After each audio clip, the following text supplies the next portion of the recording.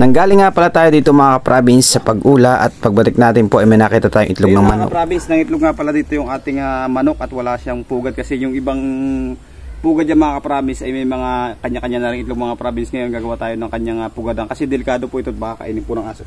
Tara, let's go. Ngayon kukunin po natin ito at baka kainin ng aso. Ililipat na lang po natin mamaya tapos ililipat po natin yung manok mamaya pag nakita natin or mamayang gabi. Thank you po. Ito po siya, dalawa, sayang kasi open siya, baka kainin lang ng aso. Let's go, gawa tayong pugad.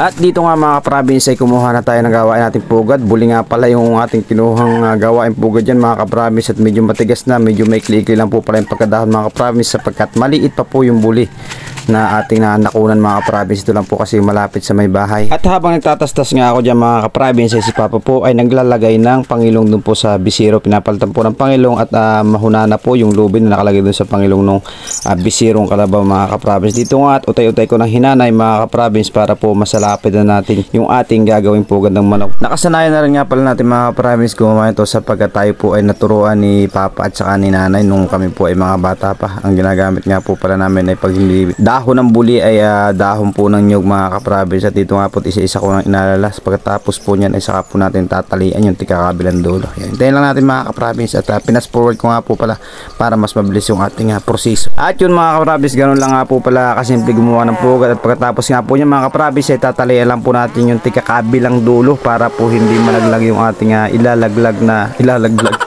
ilalagay na itlog ng manok mga province kamali pa. Ayan, tapos na, sinaklog natin, pwede rin mag-isimbrilo.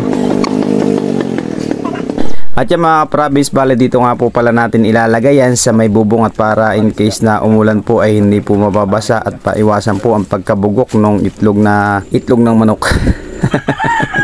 Hindi po maiwasan yung pagkabugok ng ating itlog ng ating manok mga ka-province. Ayan, at sinapin ko na lang para mga ka-province dun sa isang pugad para po mas dagdag tibay na rin. Ayan, thank you po sa inyo lahat. Ganun lang po yung aming napakasimpleng buhay dito sa probinsya ng Quezon at wala pong bayad yung mga ka-province kaya kayo na lang po talaga ang gagawa ng paraan kung paano po natin gagawin makabuluhan yung ating pang-araw-araw na hanap buhay or gawain dito po sa atin sa probinsya o di kayo sa inyong mga bahay mga ka-province. Thank you po sa inyo lahat. Maraming salamat. Lagi po kayong mag-iingat.